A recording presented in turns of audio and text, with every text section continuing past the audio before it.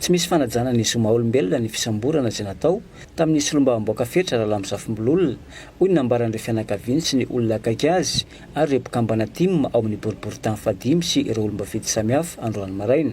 Tsy takona fianana intsony ny endrika didy-jadona izay tiana anjaka eto amin'ny firenena raha ny nambaran'izy ireo hatrany ka dia takina ny amoahana tsy misy atakandro ho an'ity solombavam-bahoaka ity. Hitantsika tsara ny fomba samborana ny député fetra tamin'ny omaly fa fomba mamoehitra tsy manaja ny zon'olombelona velively fa ny samborana taka ny ganagana teny tokotany ary na tsipy taka ny kisoa tao anatin'ny tômôbila nitondro azy. Meloanay araraka izany ny fomba ny samborana ny député fetra ary angatahanay maron-drano eo no eo izao dia izao ny famoahana ny député fetra any amin'izay iazonana azy. Misy teny mandehandeha any amin'ny tambazotra any milaza fefa navoaka ny député fetra. Tsy marina izany, tsy marina izany. Amin'izao fotoana itenenana izao dia mbola tazomina ny député fetra raha lamozafimbololona tazomina any fiadanana.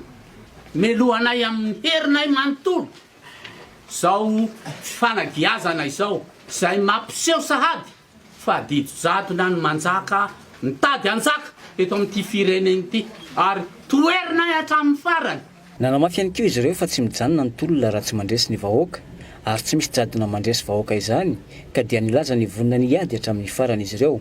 Toy ny tolona, toy ny tolona ary tsy maintsy mandresy ny tolona. Tolona vahoaka io. Tolona vahoaka io. Tsy mbola misy atokony olona zany na resy vahoaka jereo daholo ny tantara eran-tany. Tantara eran-tany fa ny didy-jadona ihany mbola mitady anjakazaka amin'ny toerana sasany eran'izao tontolo izao fa tsy misy fanjakana zany didy-jadona zany mandresy vahoaka. Jereo Franco doboka, Mussolini doboka, Hitler doboka fa izahay dia anoy hatramin'ny farafofonainay, anoy hatramin'ny farafofonainay atonga ity Madagasikara ity ho tanin-janaka azo lovainy ny zanaka rehetra. Zay tsy mitena zanaka mapara azo lozainy lovan'ny zanaka rehetra eto amin'ity ary anisan'izany ny zanaka sy ny hozafinareo. Ankoatra izay dia tsy azo ekena ihany koa ny fifidianana izay kasaina tao amin'ny 2 volana Novambra ho avy izao io fa mila mifampiresaka ny rehetra isy ny filaminana maharitra eto amin'ny firenena. Fantatrareo tsara koa fa tsy mandeha amin'ny laoniny zany fikasana anao fifidianana zany letrezany amin'ny 29 volana Novambra.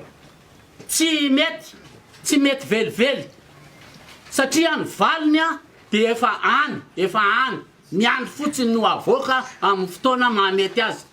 Koa dia lazainay amin'ny fomba tsotra dia tsotra fa tsy ekenay io fifidianana io ary toerinay hatramin'ny farany ny fifidianana izay kasaina tao amin'ny 29 volana Novambra.